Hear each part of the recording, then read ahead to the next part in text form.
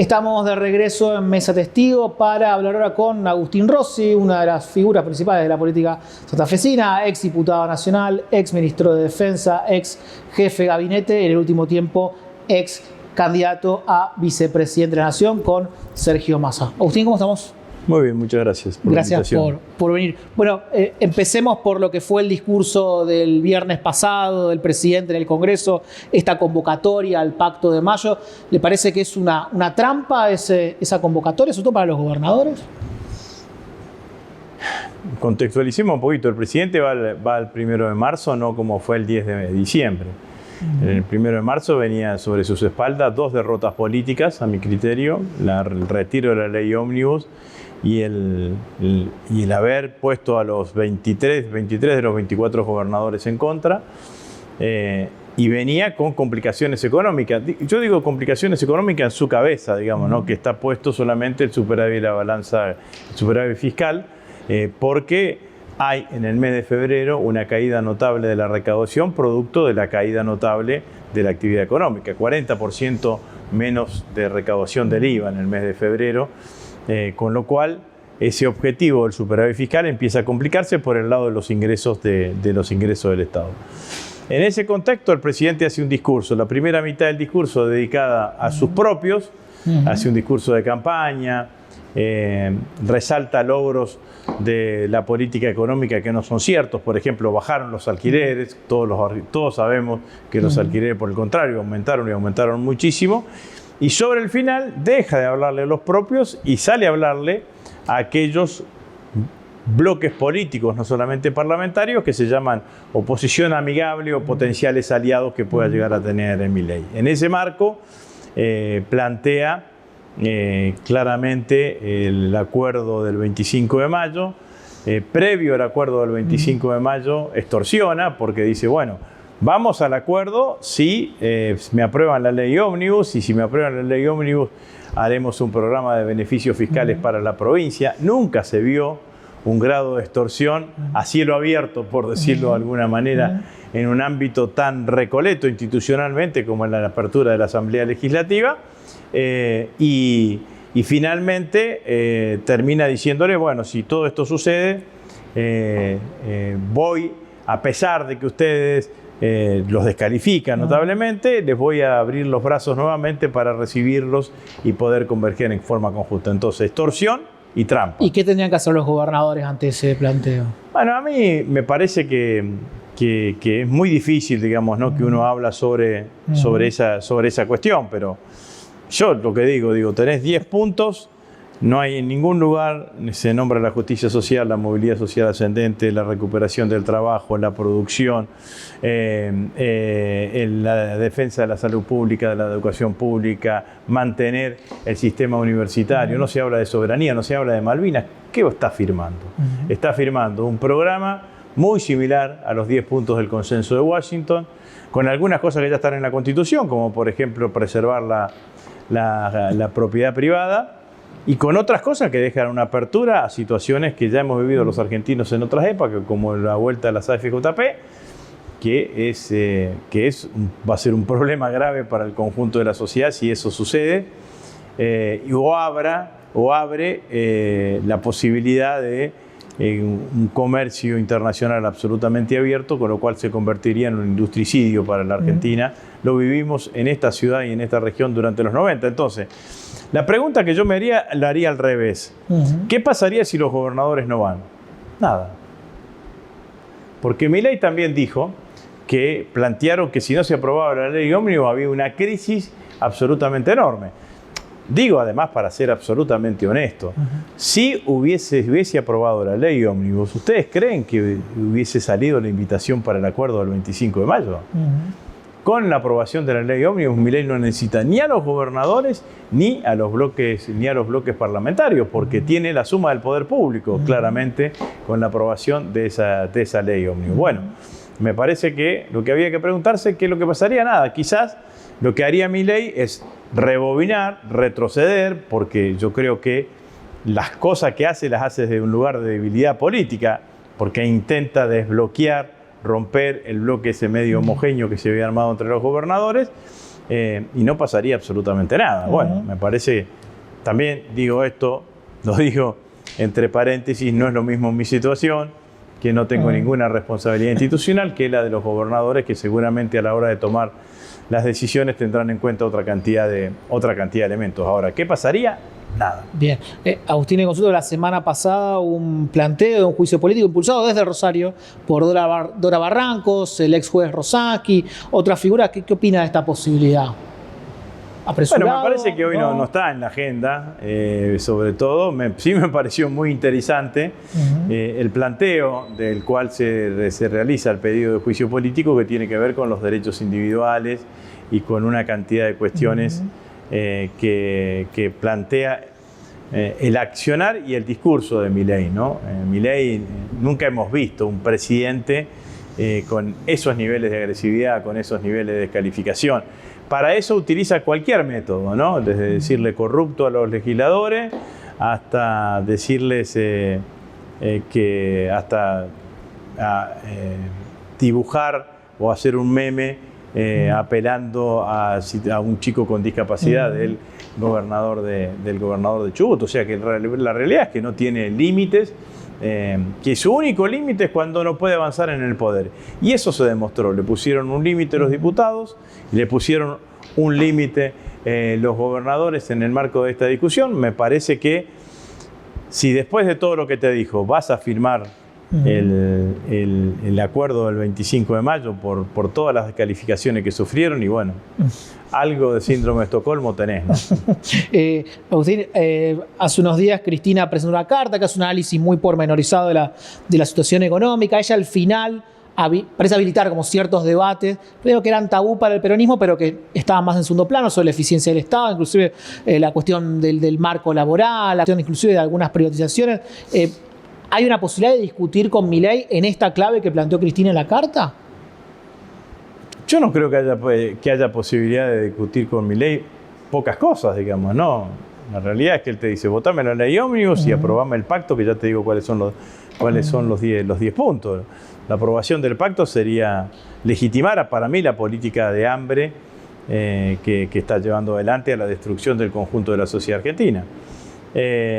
Lo que me parece que lo interesante que tiene el planteo de Cristina es que nosotros no somos un espacio político que es refractario a cualquier intento de modernización o de debate en cualquiera de los aspectos. El caso de las empresas públicas con la participación privada y estatal. Nacionalizamos YPF solamente el 51%, el otro 49% quedó en manos privadas. Así que la modernización de la legislación laboral. Hay muchas cuestiones de la legislación laboral que tienen que ver fundamentalmente con que se han ido cambiando las modalidades de trabajo, y los últimos convenios colectivos de trabajo datan de 1975, o sea que es razonable que eso se pase. Ahora, eso dicho por Cristina, dicho por un liberal o ultraliberal o anarcocapitalista como esto, te dicen, bueno, privaticemos todo, vendamos todo, cerremos telas. Entonces depende desde qué lugar, digamos, ¿no? Me parece que lo que sí invita a Cristina, y eso hacia el interior de nuestro espacio, es que nosotros también reflexionemos, y yo ahí tengo una mirada que es un esbozo de autocrítica, porque creo que el peronismo desde 1945 en adelante ha dicho que los trabajadores son la columna vertebral de nuestro movimiento, pero los trabajadores a los cuales nos referimos son el 50% del mundo del trabajo. Entonces nosotros somos muy eficientes en representar y en dialogar con el trabajador en relación de dependencia. Ahora, con el otro 50%, monotributistas, autónomos, los que están en la informalidad, hemos perdido diálogo.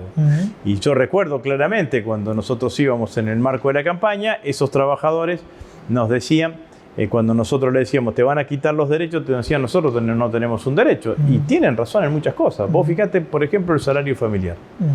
El salario familiar lo paga el Estado. no lo paga el patrón, lo pagaba antes el patrón, pero resulta que como se descubrió de Falco que le presentaban a la Seguridad Social más salarios que lo que pagaban, bueno, entonces el salario familiar lo paga el Estado Nacional a los trabajadores en relación de dependencia hasta una determinada escala. Ahora Milei también la bajó a 1 millón de pesos y demás.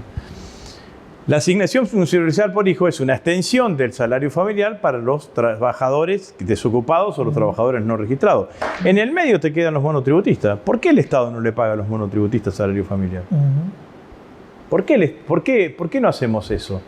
Y así puedo decir, siempre doy un ejemplo, 2 hermanos, uno que es empleado en una empresa metalúrgica y otro que es electricista. El empleado de la empresa metalúrgica, junio y diciembre, cobra aguinaldo. Se va de vacaciones y tiene vacaciones pagas. Se enferma y le pagan los días de enfermedad y, como dije anteriormente, cobra aguinaldo. El monotributista no cobra en su vida, cobra aguinaldo. Cuando se va de vacaciones, primero tiene que hacerse un colchoncito para irse 10 días o 15 días porque esos días no factura. Y si se enferma tampoco factura. Entonces hay un mundo del trabajo al cual nosotros como movimiento, como espacio político, no le hablamos. Y no es secundario, porque la realidad es que nosotros en la franja de los trabajadores en relación de dependencia hicimos una muy buena elección y ganamos. Por poco, pero ganamos. Y en la franja de los trabajadores monotributistas y demás perdimos por paliza. Y lo que quiero decir es que a veces se dice en forma redaccionista el pibe del Rappi. Es mucho más que el pibe del Rappi. Muchos colegas tuyos son monotributistas. El señor que tiene un comercio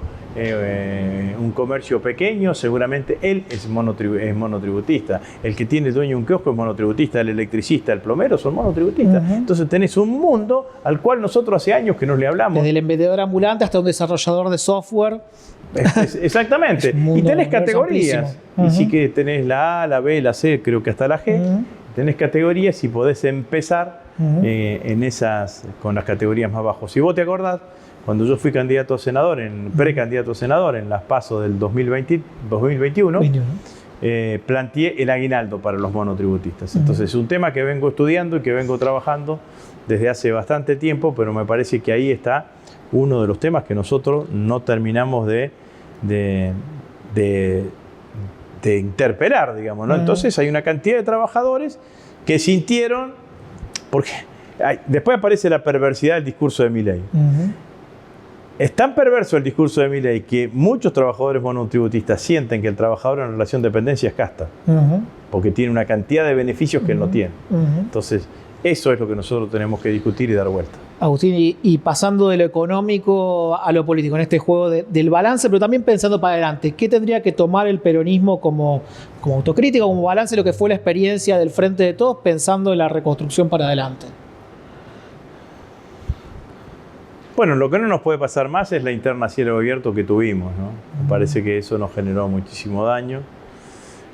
Seguramente el próximo gobierno de coalición, porque creo que lo que nadie discute hoy en el peronismo, que tenemos que seguir estando todos unidos, tendrá que tener definiciones más precisas y más claras para evitar que esas definiciones más precisas y más claras se den en el marco de la gestión.